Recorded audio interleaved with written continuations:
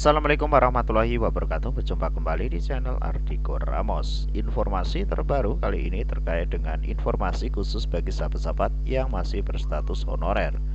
Apakah RUU ASN ataupun RUU Sikdinas ini jika disahkan akan membawa kebaikan bagi sahabat-sahabat honorer?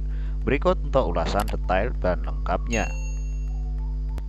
Kita mengusung jika RUU Sikdinas disahkan, akankah nasib honorer membaik?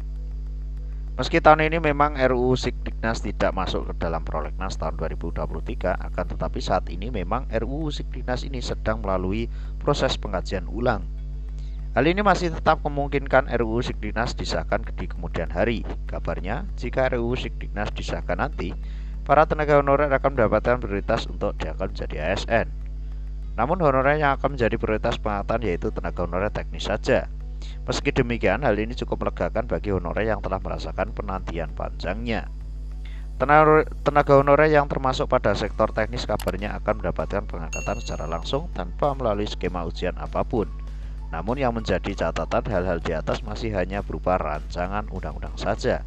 Tenaga honorer teknis hanya bisa menjadi ASN tanpa skema ujian sama sekali jika RUU Sikdinas disahkan menjadi undang-undang. Sekali lagi, hanya berupa rancangan undang-undang saja.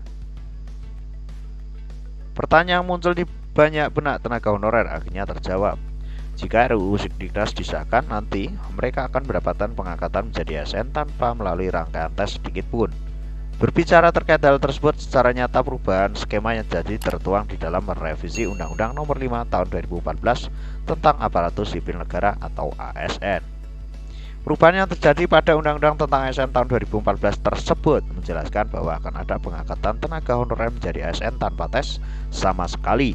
Selanjutnya merujuk pada ketentuan pasal 131A RUU ASN yang pada pokok menyebutkan perihal tenaga honorer, pegawai tidak tetap, tenaga kontrak, dan pegawai tetap non-ASN dapat menerima pengangkatan secara langsung.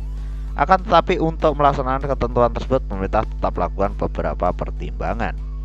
Serta pertimbangan-pertimbangan yang dilakukan diantaranya terkait dengan lama waktu pengabdian seorang tenaga honorer, jarak waktu menjabatnya dengan waktu pensiun, SK pengangkatan dan jabatan dari tenaga honorer tersebut.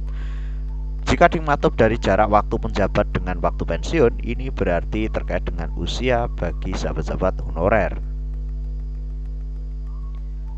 Lalu bidang apa saja menjadi pengangkatan atau yang mendapatkan langsung menurut RUU ASN ini? RUU ASN juga memuat penjelasan rinci terkait bidang-bidang tenaga honorer yang mengikuti program BPK teknis. Untuk lebih jelasnya, simak beberapa rincian bidang-bidang yang akan menerima pengangkatan honorer tanpa tes sebagai berikut.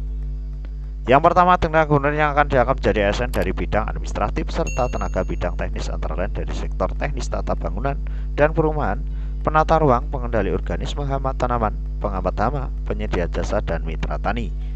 Lanjut di poin kedua, analisis mutu pertanian, pembimbing terapan teknologi pertanian tepat guna. Ahli perikanan, pengawasan perikanan, analis hama dan penyakit sektor perikanan, mantri perikanan, instruktur dan penggerak bidang perikanan ini di poin ketiga. Poin keempat, analis tata praja yang meliputi polis pamong praja, perlindungan masyarakat, inspektur bidang peminyakan dan gas atau migas. Lanjut di poin kelima, Institut Teknologi Bidang Kehutanan, tenaga ahli kesejahteraan sosial, petugas lapangan rehabilitas dan hutan. Di poin keenam, analis potensi bidang lautan perikanan, penyuluhan kesehatan lingkungan dan ahli teknis bidang kelistrikan. Auditor keuangan, peneliti sosial, ahli ekonomi, pertanian, teknisi ahli jalan dan jembatan ini di poin ke-7. Ahli teknis tentang pembangunan bertugas dalam hal basis, verifikator keuangan, analis jembatan, operator transmisi sandi, penerjemah, penyusun sistem dan prosedur kerja dan tenaga teknis lainnya.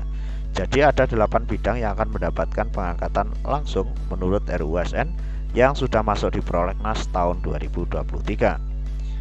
Mudah-mudahan untuk informasi ini bisa bermanfaat dan segera disahkan RUU ASN tahun 2022 yang kemudian akan bernama RUU ataupun Undang-Undang ASN tahun 2023. Mudah-mudahan informasi ini bisa bermanfaat. Tetap stand terus di Ardiko Ramos. Ada kurang lebih, maaf. Wallahul muwaffiq. Assalamualaikum warahmatullahi wabarakatuh.